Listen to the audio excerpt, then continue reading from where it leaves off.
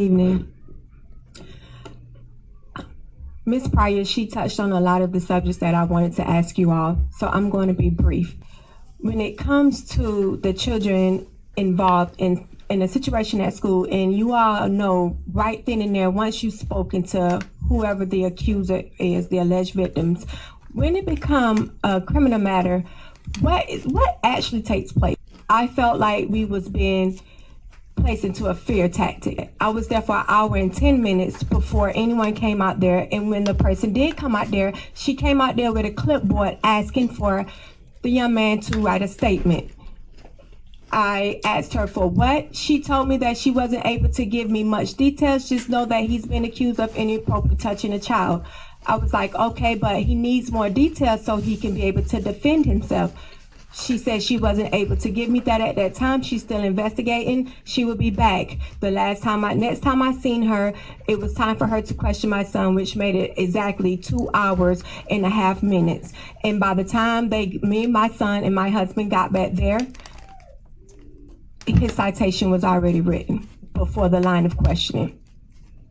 She couldn't give me any information, but when I handed over the text, when the alleged victims reached out to the accused, she told me she could not give any information to me, his mother, so I can help him be able to decipher what needs to be put down and ask him, why do they think you did this? Is there anyone else can verify that you did not do X, Y, Z? She could not give me that information, but she gave the alleged victim the text. She allowed her to read them, and then she allowed her to retract what she said to the accused. Cause we been here. We in here. Yeah, we in here. Cause we been here. Ride straight down 85 and look around. You'll probably find me. Most likely I'm in here. Yeah. Ride straight down 85 and look around. You'll probably find me. Most likely I'm in here. Yeah. We in here. Yeah, we in here. Cause we been here. Rid of us now. We in here. Yeah, we in here. Cause we been here. Rid of us now. We in here. Yeah, we in here. Cause we been here. Rid of us now.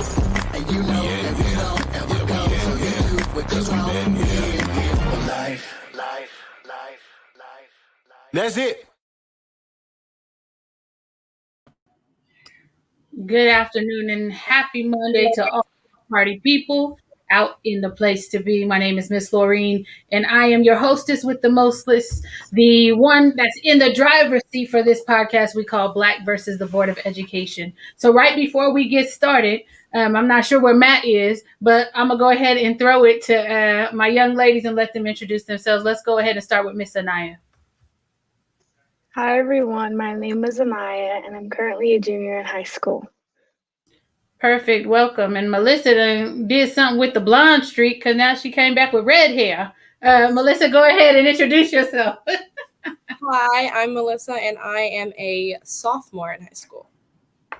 Sophomore, okay. Miss Jada also got some red in her hair. Y'all feeling kind of feisty today. I see you. Go ahead and introduce yourself.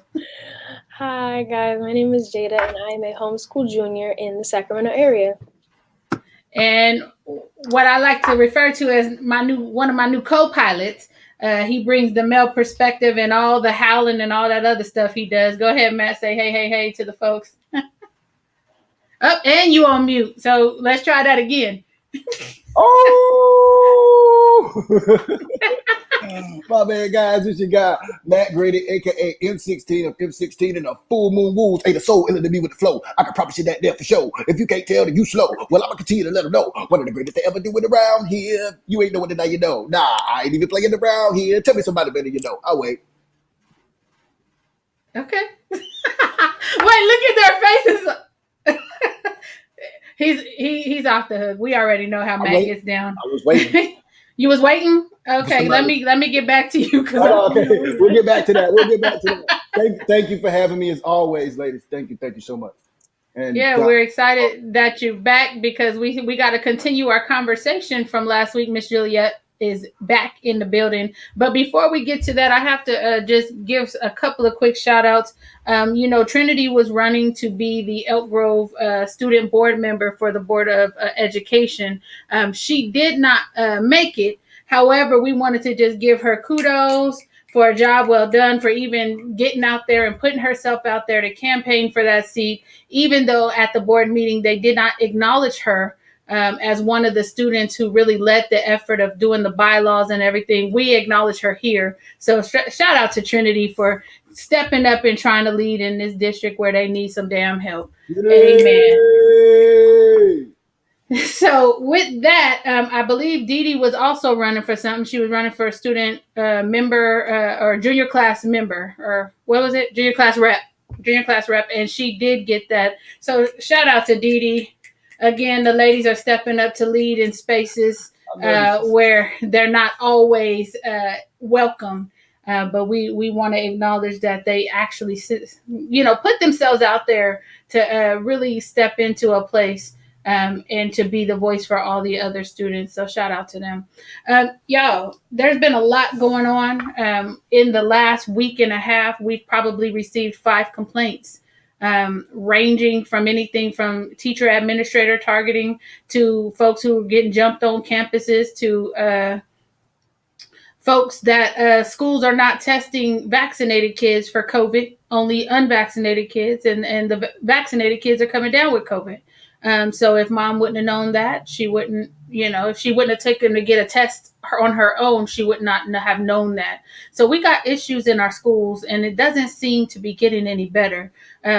Anything going on at y'all school that we should know about? Anybody want to say anything? Yes, no, maybe so. Okay, Miss Anaya, what's your hand up for? I have a positive thing. Okay, let's go. We like positive too. So me and a few of my friends made homecoming court. So that's exciting. Come on, Miss Anaya. Yeah, nothing bad is happening. I don't think I've heard of. So. Well, that's good. So you made homecoming court? So are you a homecoming princess, or how does that work? No, hopefully not yet. Hopefully I make it. So there's top 5 out of the whole grade. So then the people are going to get crowned. 2 people are going to get crowned at the homecoming game on Friday. All right. So we look forward to you coming back and telling us that you made queen or something spectacular like that. We'd love to see it. Shout out to you. Come on with the royalty. We already know what it is, though. So we're back with part 2 of our conversation from last week, and I'm going to bring Miss Juliet on. I see her camera still off, so hopefully she'll turn it on when she hears me talking about her. But this is a situation that actually came out of a school district near here, where this young man, her son, was accused of sexual assault, and he was basically put through the ringer.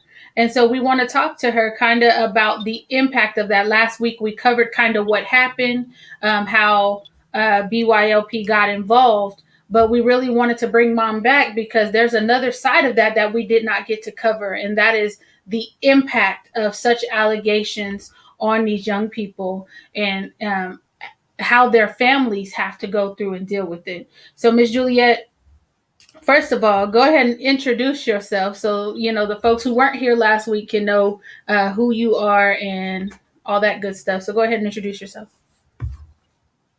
Hello, I'm Juliet Bay. I am the mother of Micah Taylor. Unfortunately, he's not here with us today, but I will definitely go more in depth of details how it affected us emotionally and how traumatized he was. Micah was not able to make it today because of just rehashing what happened last week. It took him into a little zone to where for like 2 days he was just emotionally depressed. Crying at night, stuff like that. So, well, and that's one thing.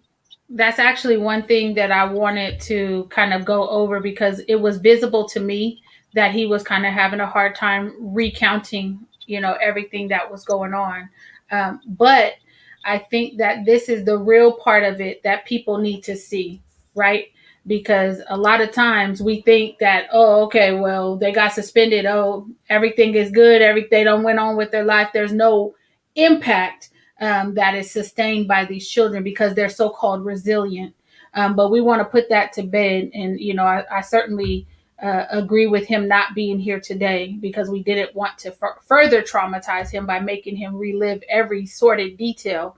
But if you could, for us, can you kind of go into detail more about how he was feeling, not just, based on the last episode? Can you kind of give us a little bit more details, because this is something that he is going to live with for a very long time. Okay, so after the show, I seen it in his face, so I kind of like just gave him his space, and I was just like, "Well, Michael, just get yourself together, and we got school and work in the morning." By 2 o'clock, almost it was 2ish, almost close to 3 o'clock. He came in my room crying, couldn't sleep. He was like, he asked me, "Is he gonna always feel this way?" And I said, "Son, I don't know. I pray you don't, but I can't really give you an answer on that because this is something you went through. Like it affected both of us because I'm your mom, but I wasn't the one that was being accused of anything. I was just the one that was fighting for you. It's a difference." And I was just like, and I told him, I was just like, we could go back to counseling if that's what you need, so you can, because he have to talk about it. He cannot hold this in. It's because, like I told him, with Mikey's being an inspired artist, eventually you're gonna have to tell your story before someone else tell your story.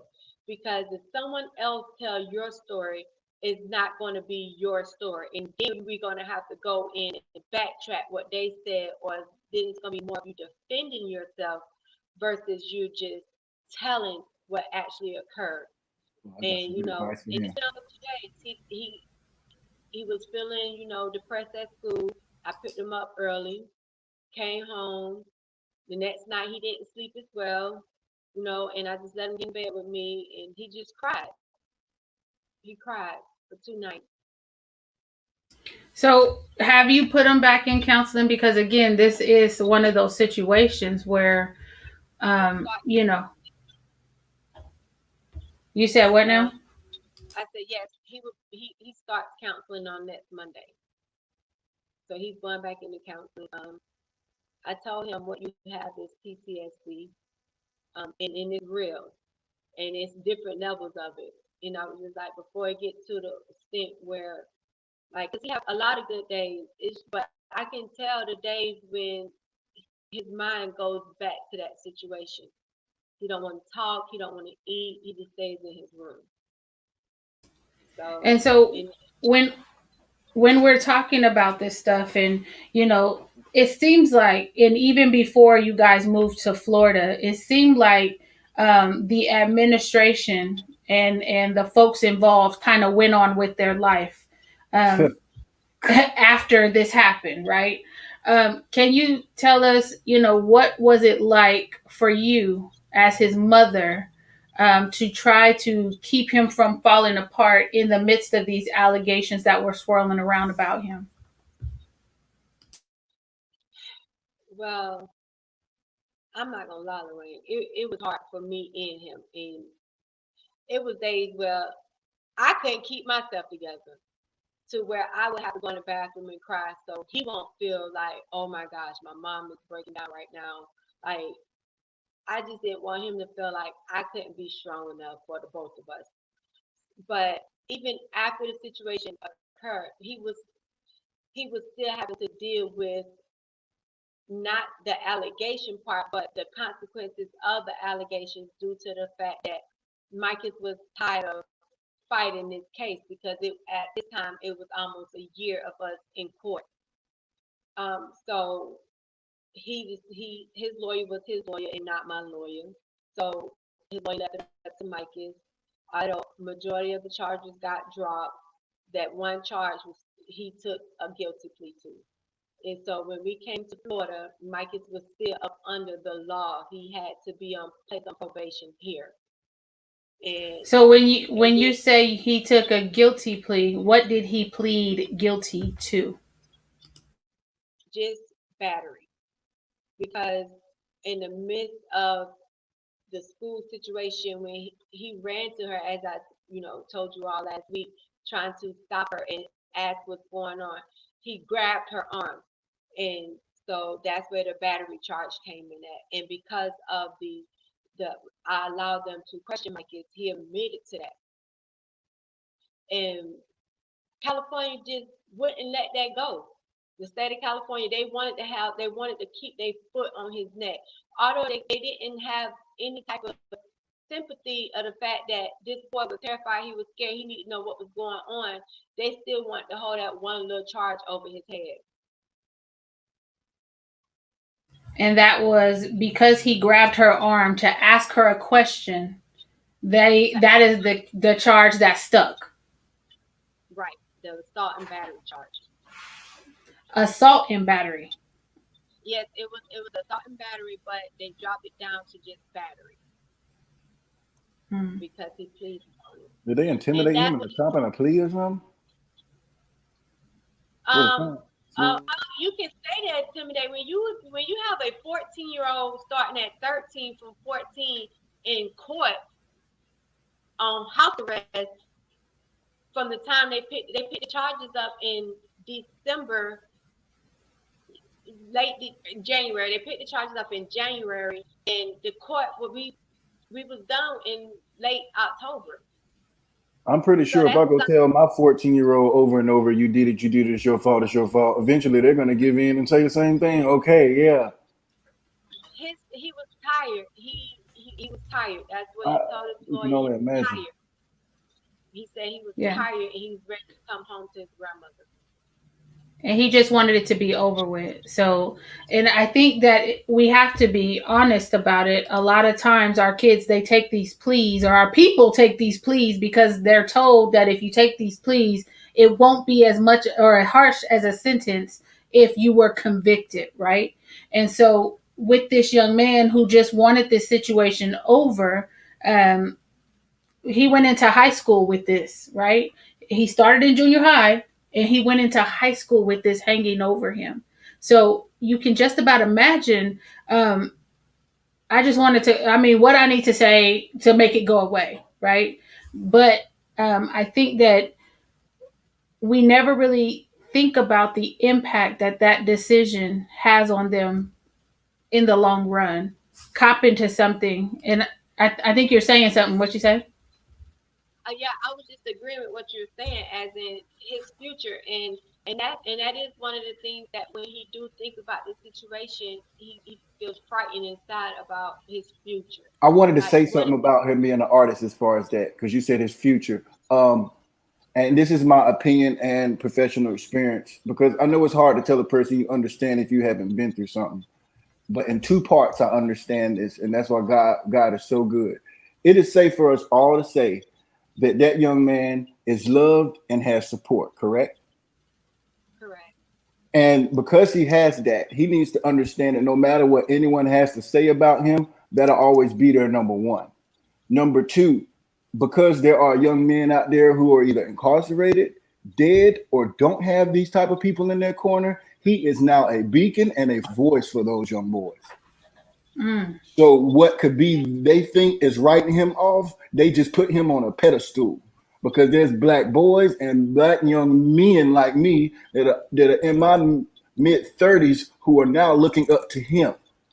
And I'm an artist and I want him to have my number, because like I said, his story that he's afraid of is his story that everybody's going to want to know him for. That's what I told Mike. I said, son, eventually you're gonna have to tell your story. I want to touch him just to say that he exists. I touched him. I know him. Like, I shook his hand. It's like he's an honorable guy that we want to all know, that we want to all see win, and he has to only think about and appease to those people. And yes, with the system wise, it'll mess with him getting jobs here and there maybe, but he want to be an artist and an entrepreneur anyway, so he don't need them. Mic drop.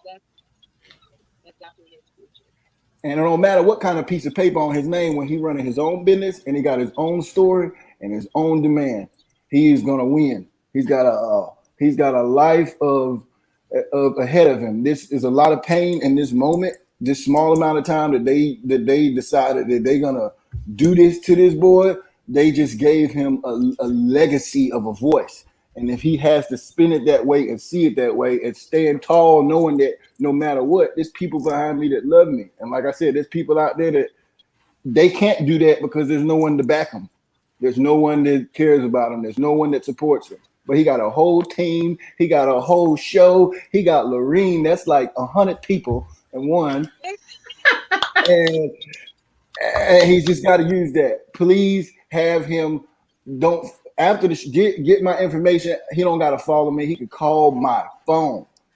I'm talking about features, advice, mentorship. This is not a gimmick. I don't say that just to anybody, but it's about relationships in this industry, and he makes good relationships. I'm gonna get off this because this show isn't about the music, but it's about relationships, and he builds those relationships. People are gonna deal with them because they like him.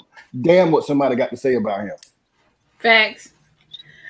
And I want to bring the young ladies into this because I think we were talking last week after the show, and you guys were saying that you were watching him as we were talking about the situation. What was going through your mind as the details were coming out? What were you thinking? And I'll start with Melissa. I had a lot to say last week, but I was so sad and hurt that it was taking a lot for me to be able to even voice what I wanted to say. So, and just seeing him, because I've met Mikey, I think once on Zoom before. He came to a BPSN meeting, and he's hilarious and has so much energy. And so then to hear what these people in the court are saying about him, it doesn't line up. So it just hurt me. And so it was taking a lot of my energy, and it was draining me emotionally to even be hearing that and trying to align that with the person that I have met before. So it hurt a lot. Anaya? So during the podcast last week, I could tell that, like Melissa was saying, like his body language was off. He wasn't bubbly or lively at all. And during the whole podcast, my heart was just heavy. And I just was in shock because of the new things I was hearing. And, I could just tell him saying that was bringing up old feelings for him just because of how he was speaking and his body language. Yeah. Jada? I think I had made the statement before, but I did say I wasn't talking because I was actually trying to hold back tears because I felt like if I had said something, I would have cried on live, and it would have been just so emotional for me because I got to know Mikey as a person, and it kind of just hurt my heart to have to hear about how this traumatic experience has had such an impact on his life, especially somebody who's younger than me. He had experienced this at 13, and it's just dang, it weighed heavy on my heart. And so as the girls are talking, Miss Juliet, I can't help but notice that you're tearing up right now. What's going through your mind right now?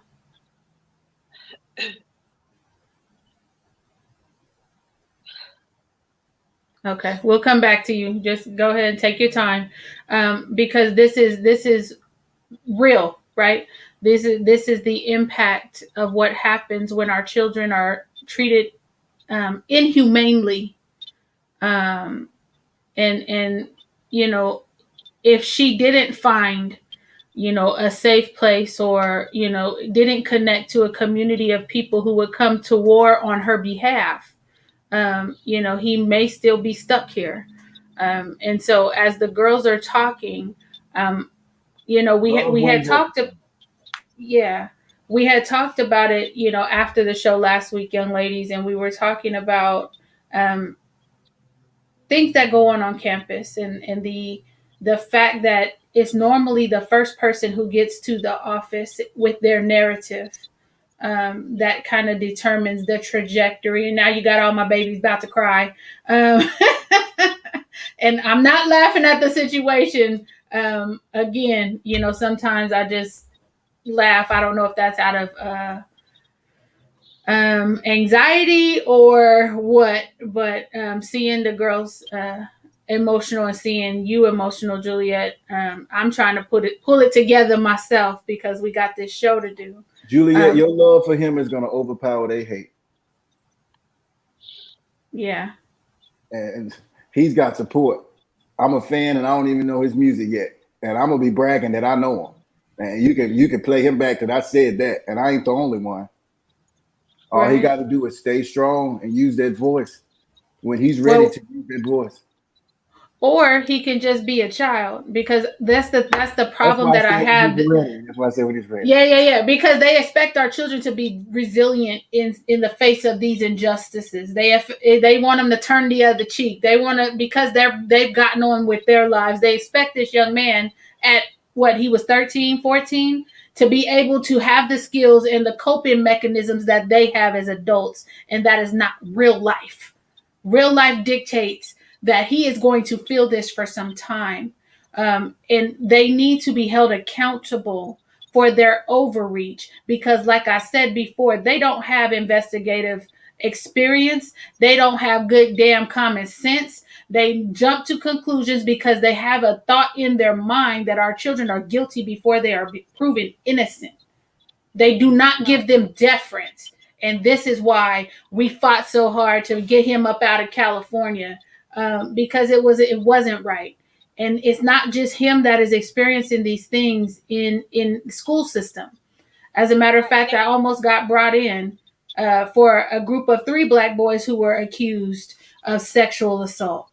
That would have been my 3rd, 4th, and 5th case of sexual assault since I started working as an advocate. And what I can tell you is you got people playing SVU, Law and Order, SVU. You got them making split-second decisions with no real evidence because they are not investigators. They are lay people like the rest of us. I mean, they acting like they've seen the movie Rosewood. Well, I don't know that movie, but that's one of the massacres, right? The same plot where an old white man raped the woman and she ran out the house and said it was the black boy because she didn't want to tell on the guy. And the whole community went hell from there. Right. Because the woman didn't never want to tell the truth about what really happened. Yeah. And Juliet, I hear you saying something. You're very, very low though. Maybe if you let's try with your AirPods out, because you're very, very low and we're trying to hear you. Try again. It's just ignorance, man. It's just something going on with the audio. I can hear you a little bit. So while we're waiting for her to click back in, so young ladies, we vote. We are able to vote these people, state to state, district to district. The community is able to vote some of these people on the board who decide who the superintendents are and the principals and stuff are, yes or no, or is it, or they just hired like employees on a school by school basis? So if you're talking about the board is the only elected position that exists. The superintendent works for the board. He is their only employee. Everybody else in the district works for the superintendent. So if there is a problem with the culture of a district, it would be smart for the community to lean on the board to get rid of the superintendent, to bring somebody else in there with some sense. Because that's how that has to work. Okay. Yeah. Unfortunately, we don't elect superintendents. We don't have much say over who they hire. And that's unfortunate, because a lot of times in any other industry, if your numbers don't improve, they toss your behind out. So the only way is to elect board members who give a promise and uphold their promise to hire with integrity and equality, correct? That would be the only way in that situation. That's one of the only ways, yes. And I think that we have too many complacent board members. We have board members who don't know their job. let's be clear, they don't know the job. And so they're leaning on the expertise of this person that is their employee. Their employee should not be running the district. So Their the employee just should say, be taking "I got this, I their know what I'm notes doing." from them. Huh? But the employee can just say, "I got this, I know what I'm doing," and they'll say, "Okay, cool." That's what I've seen. You don't need that board position. If you're just doing it just for funds or whatever you're doing it for. Well, it's normally a step. That's one of those things where it's a stepping stone to the next political move. Right? So there's the stepping stone. They normally go from Board of Educations to maybe City Council to maybe legislature to maybe Senate. Well, legislators, Assembly and Senate. And then some people have aspire to be the governor, right? Some people it's more about getting in bed with politics than actual education and the youth and equality and any of that they're even in position for. Yeah, and we have to call that out. Who raised these people? We don't know. That's a question that I think begs to be answered. So, Miss Juliet, did you get your sound back up? Yes. Oh, that's great. Okay, so what were you saying? I was referring to what Mike was saying, what Matt was saying, as in referencing Rosewood, and I was like, yes, Micus was used as the example to get their school in order. He was the new kid there for only a month and a half, close to 2 months, and he was used as an example because they was not able to control the situation that was going on at that school, as I referenced last week. Touch thigh Thursday. Thigh slap Thursday, slap ass Friday. Slap ass Friday. That was something, and as me and Lorraine learned, that was something that's been going on years and years and years back, because the board, what was his position on the board? No, he wasn't on the board. He worked in the district. Oh, he worked in the district. Yeah, and what he said, was doing that at his age, and I'm just like, yeah. Well, my son is being penalized as if he just murdered someone. Yeah. And what did I ask him when he said that he's been playing this game for a long time? You remember what I asked him? No. I said, how many times have you been arrested? Yeah, how many times have you been arrested? And to which he replied, oh, never. Never. So it's not the same, right? It's not the same. No, it's not the same. Micus was definitely used as an example. And then if you remember, we also asked how many students had been charged in this fashion. And at first they said they couldn't give me that information. And I said, I don't need the names. I need the numbers. And what did they tell me? None. No, Micus was the first. He was the first. So why is it okay for the overreach on our children when they don't do the same with theirs? Right. And that was one of my concerns with the vice principal who actually handled this situation. She never looked into it. She didn't give Micus the opportunity, didn't give him a chance to get witness that he never done that to her. They never even really told him his allegations that was brought against him.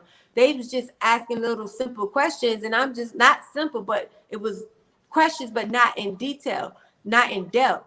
Like they was protecting her from the get-go without even knowing the other side of the situation. Micus was never a factor of it was never a factor for them to try to help Micus out. Everything was based on this young lady, which they knew she had troubles from the get-go. She's been going to that school since she was in 6th grade. They know that her mom had to come there several times to punish her. They know that she had problems cutting herself. This was not no secrets of this little girl issues. But as soon as she hollered assault, he touched me, everybody jumped on her bandwagon. Miss Juliet, there's a question for you in the chat. It says, what have you done for self-care? What help have you sought out? Remember, it's important for you to take care of yourself as well during this time. So what have you done for your self-care? I haven't done anything. Yes, you have. Yes, you have. You got up out of California. Oh, yeah. Besides getting out of California. Because, listen, Lorraine can tell you all, when I was in California, I was drained. I always looked exhausted and tired. I lost weight. it was just a lot. But when I moved back here about a month or two in, I was able to breathe. I was able to breathe. And it felt like I was holding my breath for a year, never knowing what could happen, because they always held it over his head that they can bring him in and let him do his, not time, but let him be incarcerated until his trial is over with. It was always that conversation, always that feeling they gave him when they knock on the door every Friday to come see him. Every Friday we seen a probation officer. And that was a probation officer before he even had a trial? Before he even had a trial, doing a trial, it was just a lot. Like, soon as the prosecutors, the state of California, decided to pick the case up, he was placed on home supervision, mine would say home arrest, without the ankle monitor. And that was the DA's office, yes? Yes, that was the DA's office. The DA's office in the juvenile probation decision. And so what I need parents to understand, again, when your child receives a citation or whatever during the course of talking to anybody on campus, they are simultaneously thrust into two different discipline systems: the education system, the discipline system in the education, and the juvenile justice system. That says that they get a probation officer before they are ever convicted of a crime. So everybody is getting touches, right? And for me, it comes down to money. Every department gets a touch. Everybody has. So you got the counselors, you got the people who are writing up the orders, you got the probation officers, you got school personnel, like all these people are getting touches on this black body. And I'm going to say it just like that because it is what it is. We understand that the criminal justice system is a continuation of slavery, right? Yeah, once they can incarcerate him, that's more money for that bed. That's right. The money keeps going. It's over, I think 5 figures for every bed they can fill. Or over 10 grand. For every bed. Yeah. And so, Miss Juliet, what else have you done for self-care? Because I want to make sure we get this in here, because there are other parents whose sons, are going through this process currently. What advice or what are you doing for you to enable you to breathe, like you were saying? I haven't done anything physically, but just being able to see Micah's not stressed, not crying, not waking up in the middle of the night, not feeling suicidal, not feeling like he's going to be incarcerated. Like I said, they held that over his head the whole time, and he's going to be touched and somebody's going to bother him while he's incarcerated.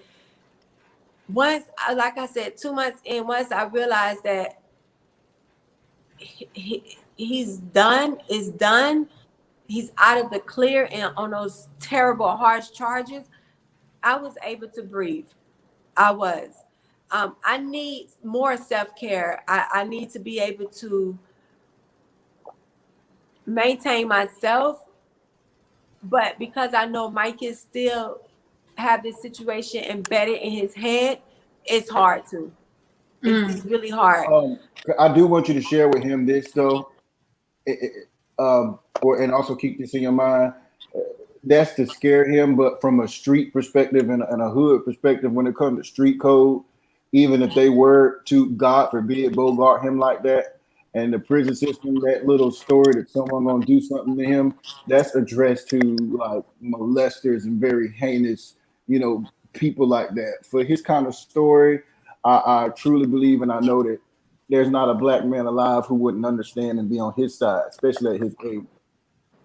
If he were to be in that situation. And I'm saying from my perspective as a man, and I'm sure I can speak for any other man that is involved in the streets or knows street code would be on his side. And, young man, this is how the game is. You got to stay away from it versus looking at him like, oh, you're a monster. We ain't, you know what I'm saying? we don't rock with you type of thing. And I know they tried to put that narrative in his head to make him to really put him against the wall and jack his head up. But he is a chosen one. I appreciate and admire your support for him once again, and y'all got to just stay on your mental health. You know, let him get in his music outlet. You know, let him network. You know, that's gonna help him a lot. Like right now, he already got a relationship. You know, so that's gonna help him. He's got a network, rub some shoulders. Yeah, and I think that again, with our children and the way that they are siphoned into these systems, right? It's going to take more than just a musical outlet. Unfortunately, that's the easy thing. Sometimes some of our kids get into sports, right? It's going to take the willingness of the parents to pull them from detrimental situations and do whatever they can to get them the hell up out of the way. That's just what it's going to take. We can no longer sacrifice our children in these systems. Like, you know what I mean? Like, we don't give people who don't know how to treat our children access to them. And we have to have that conversation. We got to get them up out of there. Go ahead, Miss Juliet. You were saying something? I was just agreeing with what you're saying. You cannot give people access to your children that don't understand your children, that don't have a relationship with your children. And that's the thing with teachers and the whole school situation, with having your child in school for 8 hours a day. These people not there for our children. They actually, to me, seems like now they're there for a check. They don't give a nothing. They don't give a crap about what happened to your child at all. It seems like it's worse than just about a check. Now it seems like it's an agenda to defranchise. Well, the school system is an agenda to help franchise your ass and get you totally out the way. But that's what the school system is. It's a part of the prison system. You know, it's just a little underground road to get up there to prison. Get in line, rec time, chow time, lock back, clean that hard door with the small glass on it. Oh my gosh. But then you have these folks, because I've seen, you know, Cap Radio covered the story that we were involved in a couple of weeks ago. And I'm looking at the comments, and I don't know why I'm reading the comments, because I know half these people don't have half a brain. But they were saying some stuff like, well, I've never known a Black student to be suspended for nothing. I've never known a Black student to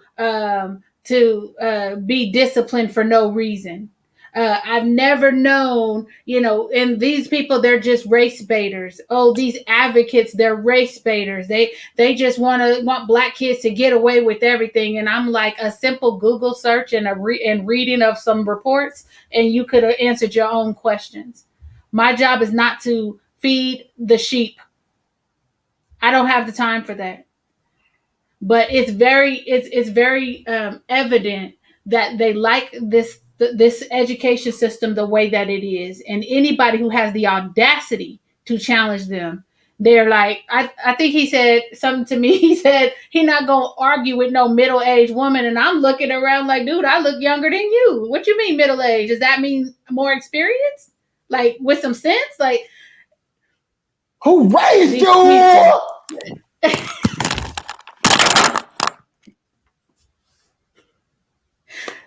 Matt's about to have a conniption. I don't know what's going on. I have a question for Ms. Juliet. Hey, man. So, go ahead, Anaya. My question is, during the whole situation with Mikey and everything, who was there anybody other than Miss Lorene there by your side helping you? And after the situation, did anybody reach out for you?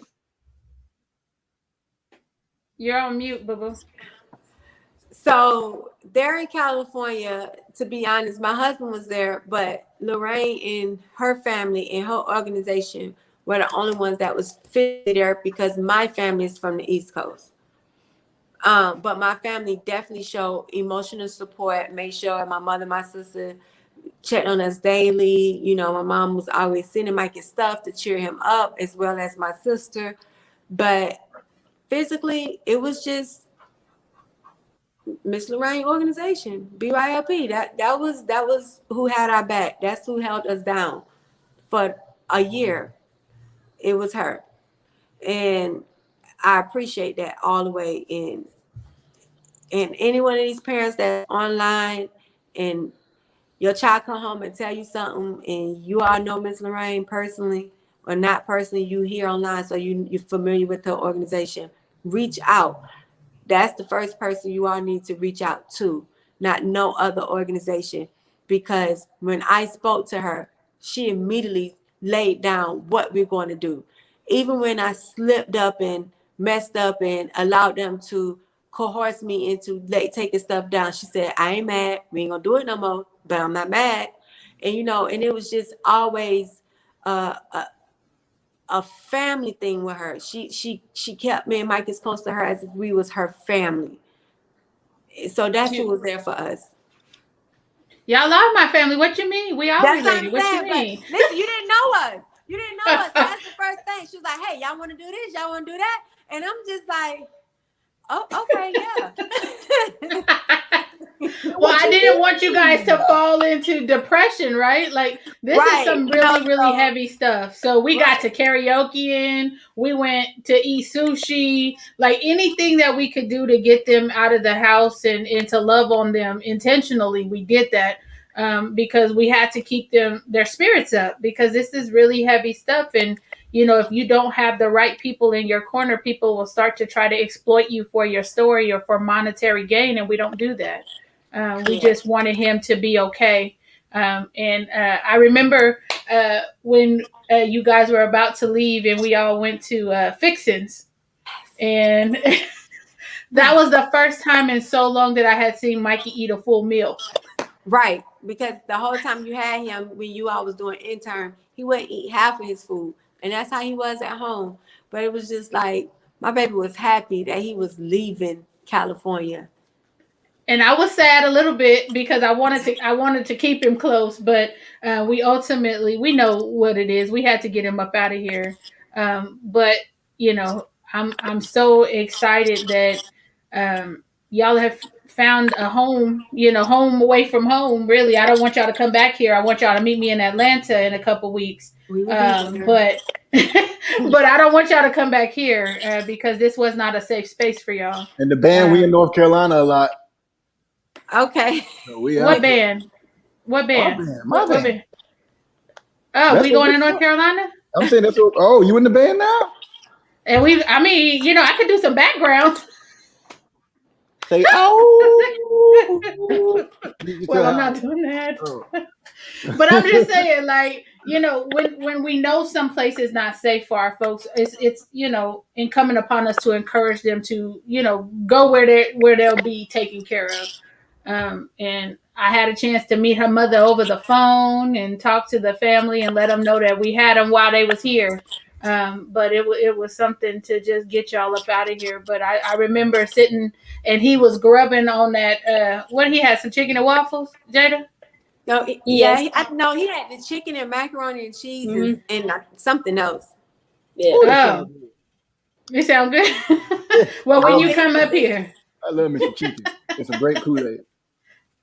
Oh, and they did have grape Kool-Aid. I don't think that's what he had though. What did he have? Red? I had Kool-Aid. I don't think he had grape. I think he had the red Kool-Aid. Yeah, I have red too. But you gotta dilute that with water because it's too much, with lots of water. But in terms of what you guys have going on, how's he doing in school now? How's he? Marcus is doing fine. At the end of last year, he left out of school with 4 A's, 2 B's. He was very proud of himself. And right now he have all straight A's.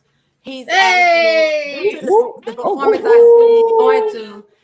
He goes to a performance art? Yeah, he goes to a performance art school. So he's doing the piano. And I gotta meet him. He fought me on doing that piano. I literally had to go up to the school and change his schedule. I was like, son, I don't have you at the school for you to do no PE and no Spanish. Are you gonna learn Spanish because it's mandatory? But your goal at this school is to learn these instruments to basically have vocal training. So I took him out of his elective that he wanted to do, which was art and PE. I put him in piano and chorus. And I went to a the other- performance art school, and my mom put me in piano. yeah. So I'm classically Oh, trained. are y'all kindred spirits? What do you? Why? What do We you- are. That's why I'm like, God, who raised him? Juliet raised him. I gotta know him. I think I know him already. Yeah, You so don't he's know doing the piano, and he's actually enjoying the piano. He FaceTimed me the other day last Wednesday when I was at work, Tuesday, because he had piano lessons on Monday and Tuesday. And he was like, Mom, listen to this beat I done made on the piano. I was like, what, Mikey? He said, just listen. And he said, I don't know all the chords yet. He said, but as I go along, I'm just making my own beats with a little bit of chords I know. And so, yeah, he's enjoying piano. And next semester, he'll be doing guitar. So, Oh. yeah, so so he's enjoying school. He's really enjoying school. So Matt is acting that way. Matt plays the guitar. You about to have him fall completely? No, because when I got out of middle school, my mom put me in an art school. My mom was a gospel singer. My dad was a guitarist, and she was like, "You got to do an instrument." I started doing piano. I was classical trained, and I picked up guitar. So when you said that, my eyes lit up like, yes. Because at least those performance art schools is still public schools, but the teachers there, they're a little more eclectic, and they're maybe a lot more understanding than some of your traditional schools. I guarantee. Well, here in Florida, they took out of the performance art out of the school, so he's in a private school, and the private school is based on performance art. They have academics half of the day, and the rest is just learning their performance. So, they have been taking that out of schools lately. I've noticed that they've been taking they're no longer in the Florida school system. They're doing it everywhere in a lot of schools, slowly but surely. I don't know why, but they're taking music away from the kids. It seems real odd. It is one of the most powerful things to make us culturally unite, because music is a universal language. So we learn different cultures. We learn how to, coincide with other people that are different with us through music. So it's just ironic that that's getting taken away too. Well, they're taking the music and the arts away, and they're replacing it with SROs. And then you look at your arrest data. You look at your disproportionate discipline in most of these schools. A lot of times our kids are on the football, basketball teams, the sports teams, and when their season is over, they just become just another person. Discipline. School resource officers. Oh, I thought it was started for sorry ass repeated offenders. Right. My bad. What? Don't Matt. Wow. Okay. So in this school right here, they don't have any SROs. No, they don't. She don't. The owner of the school, which is the principal, she's Cuban. So she don't have any of no police officers around her school or anything like that. All right. She handled everything inside the school, administrated herself, so it's a good school for him. That's what's up. I love to hear it. And he is when he left here, I noticed that and I'm not gonna tell everybody his social media because then they'll go judge him, but he has been because our young folks, they be doing the most. My kids just be staring. She be staring in the mirror trying to look all sexy. It's like, for who? What are you doing? But anyway. See, they wouldn't even known you was my kid. Wait. They wouldn't have known you was my kid. Hold on. Wait a minute. Hold on. She busting herself out. Hold on. What you be doing? What you be doing? That little smile. Put your eyebrows up. Now stop smiling. This is your model thing. But since he's left here, he's actually opened up for some of the bigger artists, right? He's been in there with Rick Ross. He's opened up for Rick Ross. He's opened up for Kodak Black. He's opened up for Coleon. So he's getting there. As a mom, that was his first year. Our first year here, which was still 1 year. I noticed. Okay, so my Mikey is coming back out. My Mikey, I see you. You're doing too much, so let me pull you back. So I kind of put him on pause for performing and just let him focus on just going to the studio. And he's coming out with an EP, so that's what he's been focusing on right now. So, because My Mikey, I know, not this Mikey they tried to create, but my Mikey, I know, he do the most. Like, it's crazy. So he has this song out called Push It, right? Listen, it's a little dance song. So before we got— Look at Jada. Jada knows about it. After this show, after last week, he was like, I went on his Instagram. I said, oh, so I see you deleted all of your little videos that those girls are seeing. He was like, yeah. Although I blocked Miss Lorraine so she couldn't see him, I don't want nobody else to go. Don't tell him I told you. See, here's the thing. He because of this crap, he can't be afraid. Just be fearless and be And him. he is. He has, his It's moments. a damn shame they tried to do that to that boy. I feel like they knew that, Listen, and they tried to do No, that. I feel like no, they knew he was something listen. special. You can't be on probation having the videos of the girls twerking. Let people not assume that this is somehow toxin. They like to make different connections, so we have to be honest about that. I was trying to protect him. You better and rebrand. You better tell him to unblock me. listen. So when he posted those, right, I say, I have an when opinion Miss about Lorraine that, see those, she gonna get on you. He talking about I blocked her. She ain't gonna be able to see these. I'm gonna take them off. And then so after the show, I noticed he took them off. I said, why you took them off? He talking about they probably gonna try to find me on Instagram, and I don't want nobody to say nothing about the booty thing. I was just like, okay, my kids, okay. It's just stupid. So they want to get on there and be like, ha, gotcha. You got people on there dancing. You an animal. Like, really? Come on, give them a break. Wait, and then I remember there was one video that somebody told me about. You was getting your dance on, sis. Y'all see me? Listen, that was Look a at the mama practice. dance. Don't turn your head, Jada. Do not turn your head. So that was a practice run. And A practice run. Mikey like to be Mikey. He That's a gonna practice post run. it. And I didn't even do as well as I wanted to. It was supposed to be a practice run, but As well as he wanted to. Funny. He always Hold on. funny. Did he tell you it was a practice run? Or was it really a practice run? It was a practice. I wanted to be. That's what he told her. Professional. That was a rough draft. It was a rough draft. He got you. Got you. I started seeing people on my Instagram, like his little friends. I'm like, who is these people on my Instagram liking stuff? He done tagged me into it. I'm just like, I said, son, why did you post it? That was a practice one. He said, that was funny, mama. Yeah, that was a funny one right there. So got you. That part, got you. Yeah, so I'm no longer doing TikToks with my kids. That's a wrap. Come on now. Yeah. I love it. I did want to share that at Fixins, don't tell him I told y'all, but I was actually a little bit. Here. Dang it! Never mind. Scratch everything else. Hey. What it is, superstar? What's up? Hey man, I'm a fan, bro. You said Looking what? like the real Michael Jackson. I'm a fan, man. I'm a supporter, bro. I'm a big supporter. Okay. Real Michael Jackson. So tell me why when He had his hair like that. the first time that I met him, which was at the little karaoke thing, I was like, JC, I told my cousins, like, doesn't he look like Michael Jackson, like the younger version, or am I tripping? Am I tripping? Are you tripping? I love it. I love it. I love it. Well, that's Listen. good. You came in at the end. He's a good spirit. That was a perfect plug-in. You popped up at the right time. I know, right? He popped up. That's what I just said. You came down at the right time. It's the artist in him. Wow. So listen, y'all, we got like a minute and 20 seconds. So we're glad to see you. You look great. I love your hair.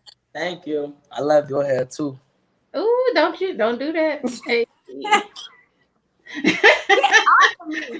So I plan to see y'all when we're in Atlanta coming up real soon. And, Real soon. Jada's gonna do a TikTok in my stead because I ain't doing that. We can do a TikTok together. Me and you, Jada, because Mike he don't act right. He don't act right. What you know about rolling down in the deep? No, Mac. No. I was getting jiggy for like 2 seconds, and then you hit the high note. I was like, Yeah, it was over after that. Well, listen, we got 30 seconds, so thank y'all for joining us for this episode. Make sure you check us out next week, 4 o'clock, right here on Facebook and YouTube. Make sure you visit our student store. None of us have our shirts on, but that don't matter because they're there and you can find them. With that, let's go ahead and hit them with the wave. We'll see y'all next week. Who raised these people, man? Thank you, Miss Juliet, for joining us You're again. welcome. Thank you for bringing us on. Me on this time. Thank you. You're welcome. Mikey, we'll see you soon. Y'all take care. See you soon.